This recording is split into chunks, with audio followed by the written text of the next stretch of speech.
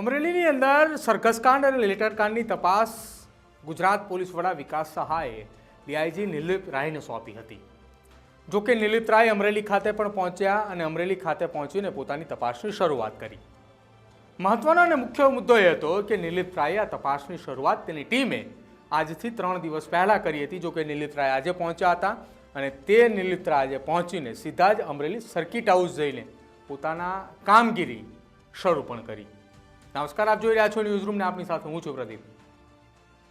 ગુજરાતની અંદર બહુચર્ચિત એક કેસ અમરેલીનો સરઘસકાંડ અને પત્રિકાકાંડની અંદર કોંગ્રેસે સૌથી પહેલા ફ્રન્ટ ફ્રૂટ આવીને આખો આ મામલો અને મોરચો સંભાળ્યો અને તપાસની અંદર એક આઈજી કક્ષાના અધિકારીની માંગણી કરી હતી।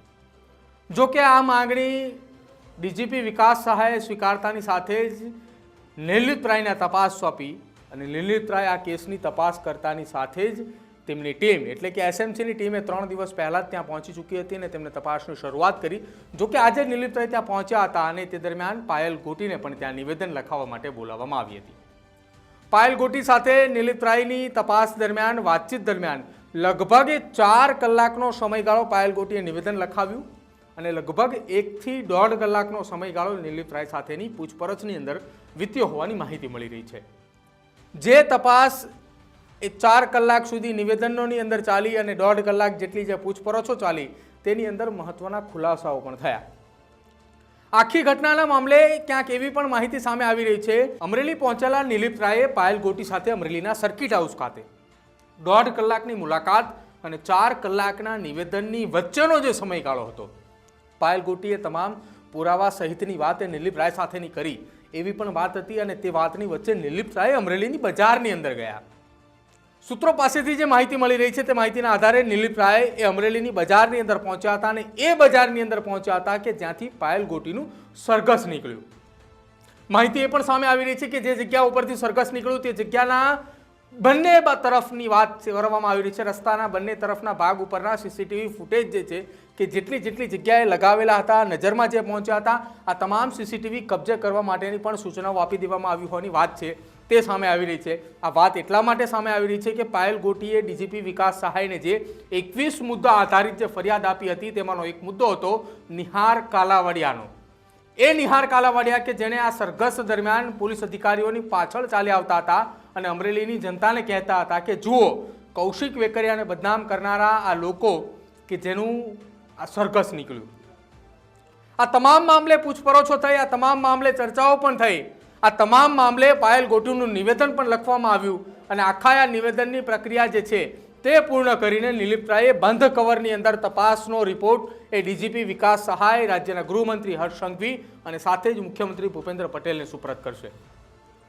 પરંતુ મહત્વની અને મુખ્ય મુદ્દાની એ વાત, પાયલ ગોટી સાથે નિલીપ રાયની તપાસની અંદર કયા કયા મુખ્ય મુદ્દા આધારિત ચર્ચા થઈ, જેમાંનો મુદ્દા નંબર 1, નિલીપ રાયની તપાસમાં પાયલ ગોટીને પૂછવામાં આવેલો પહેલો સવાલ, ધરપકડ કેટલા વાગે અને કેટલા અધિકારીઓ ત્યાં આવ્યા હતા। મુદ્દા નંબર 2, મોડી રાત્રે ધરપકડ કર્યા બાદ જ્યારે પોલીસ મથકે લાવવામાં આવ્યા તે દરમિયાન જે માર મારવાની વાત આપવામાં આવી હતી સામે, તે માર મારનાર કોણ કોણ હતા અને ત્યાં કયા ઉપરી અધિકારીઓ હાજર હતા। પોઈન્ટ નંબર 3, આખી આ ઘટના સંદર્ભે જે એફએસએલ રિપોર્ટ પણ આવી ગયા હોવાની વાત સામે આવી રહી છે કે લેટર સાચો અને સહી સાચી હતી, તેમાં કેટલી તથ્યતા। મુદ્દા નંબર 4, લેટર આપવા માટે એ કોઈ આવ્યું હતું કે પછી ખુદ મનીષ વઘાસિયા એ લેટર લઈને આવ્યો હતો। મુદ્દા નંબર 5, આખી આ ઘટના સંદર્ભે તમને માર માર્યા હોવાની વાત એ કોર્ટની સમક્ષ કેમ રજૂ ન કરી। અને મુદ્દા નંબર 6, આખી આ ઘટનાની અંદર તમારી પાછળ કોઈ રાજકારણ રમી રહ્યું છે અથવા તમને કોઈ પ્રેશર કરી રહ્યું છે આ પ્રકારની વાત રજૂ કરવા માટે। આ 6 મુદ્દા આધારિત તપાસનો મુખ્ય વિષય હતો।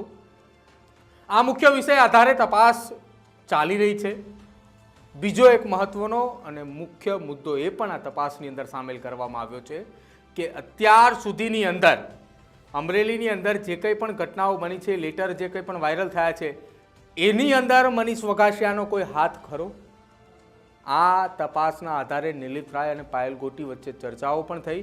પાયલ ગોટીએ તમામ પોતાના જવાબો પણ રજૂ કર્યા અને પાયલ ગોટીએ જવાબ રજૂ કરતાની સાથે ડે ટુ ડેની જે વાત તેને જે મુદ્દાસર 21 મુદ્દા આધારિત ડીજીપી વિકાસ સહાયને જે ફરિયાદ કરી હતી તે જ રીતે પાયલ ગોટીએ પોતાનું નિવેદન પણ નોંધાવ્યું છે. જો કે આખી આ ઘટના સંદર્ભે 4 કલાક નિવેદન નોંધાવ્યા બાદ પાયલ અને તેના પિતા અને સાથે જ તેના કુટુંબમાંથી તેની સાથે આવેલા તેના 2 ભાઈઓએ સાથે જ એટલે કે સર્કિટ હાઉસથી સીધા જ તેઓ પોતાના ગામ જવા માટે રવાના પણ થયા હતા. જો કે હજુ પણ નિલીપ રાય આ કેસની તપાસની સંદર્ભે અમરેલી ખાતે હાજર છે. 4 કલાકની નિવેદન બાદ એસએમસીની ટીમ સાથે નિલીપ રાય ચર્ચા કરી રહ્યા છે કે આ કેસની અંદર કેટલી તથ્યતા જોવા મળી રહી છે. બીજી તરફ એ પણ અમરેલીની અંદર ચર્ચાનો વિષય બન્યો છે કે જે 3 જેટલા પોલીસ કર્મચારીઓને સસ્પેન્ડ કરવામાં આવ્યા છે એ પોલીસ કર્મચારીઓના પણ નિવેદન લેવાની કાર્યવાહી જે છે તે હાથ ધરવામાં આવશે. કોનો આદેશ આપવામાં આવ્યો હતો, કયા આદેશ આધારે મોડી રાત્રે ધરપકડ કરવામાં આવી હતી અને મોડી રાત્રે ધરપકડ કરવા હેતુથી અથવા તો મોડી રાત્રે ધરપકડ કરી હોવા છતાંય કોર્ટની અંદર એવા કોણે ડોક્યુમેન્ટ મૂક્યા કે બપોરે 3 વાગ્યા અથવા 4 વાગ્યાની આસપાસ ધરપકડ કરવામાં આવી છે.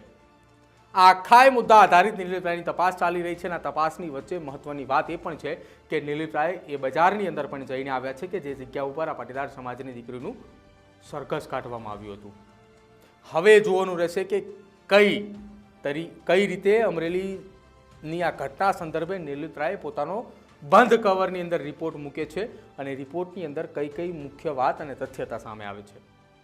જો કે આખી આ ઘટના સંદર્ભે જ્યારે પત્રકારો એ નિલીપ રાયની સાથે મુલાકાત કરવા માટે ગયા હતા ત્યારે તેમણે એ પણ કહ્યું હતું કે આખી આ ઘટનાનો રિપોર્ટ એ રાજ્યના મુખ્યમંત્રી, ગૃહમંત્રી અને ડીજીપી વિકાસ સહાયને આપવામાં આવશે અને એ રિપોર્ટ બંધ કવરની અંદર આપવામાં આવશે. આ રિપોર્ટની અંદર શું કંઈ હશે એ આ 3 વ્યક્તિઓને 3 લોકોને જાણ કરવામાં આવશે. બાકી અન્ય કોઈ વ્યક્તિના રિપોર્ટ સંદર્ભે જાણ નહીં કરવામાં આવે. પરંતુ તથ્યતા એ પણ વાતની છે કે રિપોર્ટ પહોંચ્યા પછી જો અમરેલી જિલ્લા પોલીસ વડાની સામે કાર્યવાહી કરવામાં આવે છે તો આખી આ ઘટના સંદર્ભમાં તેમની 100% ભૂમિકા હોય તેવું માની શકાય અને જો તેમની સામે કોઈ પણ કાર્યવાહી ન કરવામાં આવે તો આખી ઘટનાની અંદર અમરેલી જિલ્લા પોલીસ વડા 110% ખરા નીવડે છે. આપનું શું માનવું છે નિલીપ રાયની તપાસને લઈને તે ખાસ અમારા કમેન્ટ સેક્શનની અંદર જણાવજો. જોતા રહેજો ન્યૂઝરૂમ. નમસ્કાર.